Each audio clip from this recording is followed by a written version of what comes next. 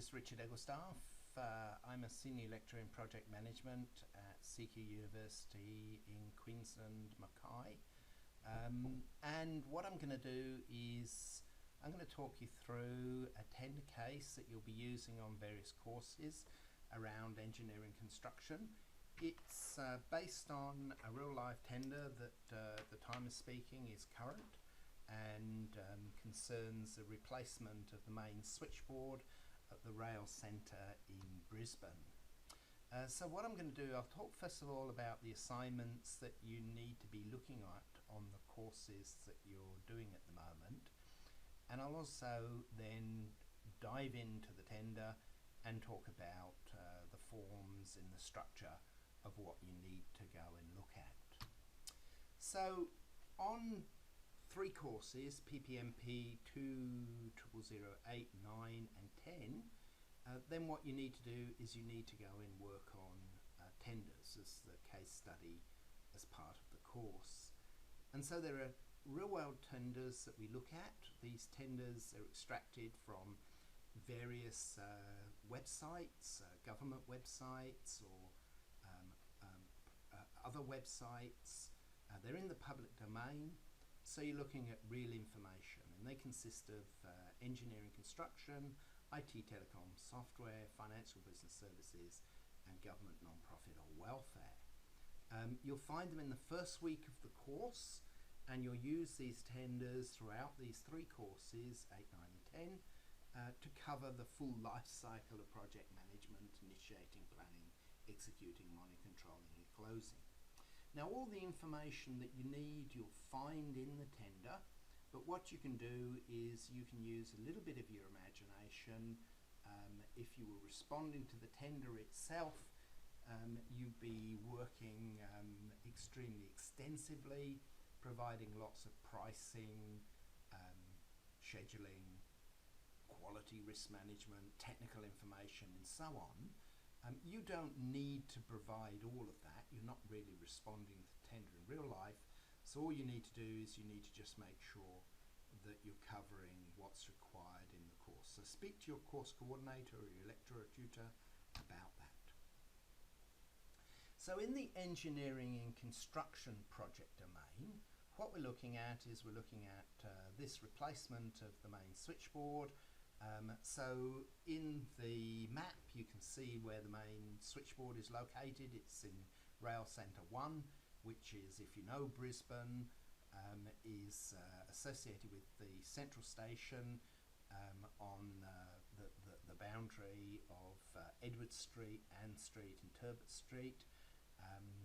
Covers a whole block there, and basically what's going to happen is that the existing switchboard is going to be pulled out and a new switchboard is going to be put in. So all the requirement, what I've done is I've extracted from the tender documents, and I've provided you with a subset of those documents which should give you all the necessary information. So what you need to do is locate these, download them from the Moodle website and unzip them and have a look at all of the parts. As you can see the sizes of the documents. There's a few PDFs and then some Word documents and an Excel document. Now basically these documents consist of first of all the specification of what is required, and I'll talk a little bit more about that in a moment. Then there are various documents associated with the tender response that you would be making, part 1, 2 and 3. Two Word documents and 1 Excel document, and then the various conditions associated with the tender.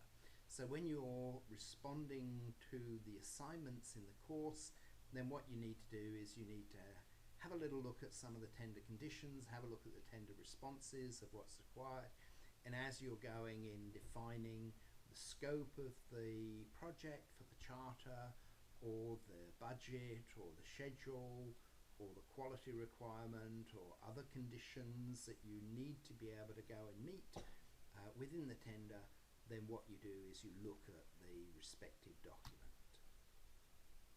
So the main thing is the specification switchboard. If you want to know what actually is involved, So this is a document which is about 44 pages long. You don't need to become an expert on it, but what I've done is I've reproduced the table of contents here, and you'll see that there's various parts there, such as the scope of work, the tendering requirements, the installation requirements, any additional works that are required around things such as the switchgear control here, electrical cables, labelling, and so on and so forth. So have a look at that, because that'll basically tell you what they actually need to be able to receive as part of this tender and the thing that you're responding to. Also have a look at the tender response documents. You'll find that what they're looking for in terms of prices, you can do a fixed price offering or a schedule of rate. Then what you'll do is you'll see it in those tender response forms. And as I said before, the conditions that you need to be able to meet in terms of documentation and safety and contractual requirements and legal requirements are all detailed in the condition documents themselves. So hopefully that makes sense. But please make further contact with your course coordinator or your tutor. Look at the documents, use them as appropriate. You should find all the information that you require is within those. So thanks very much for your time, and good luck with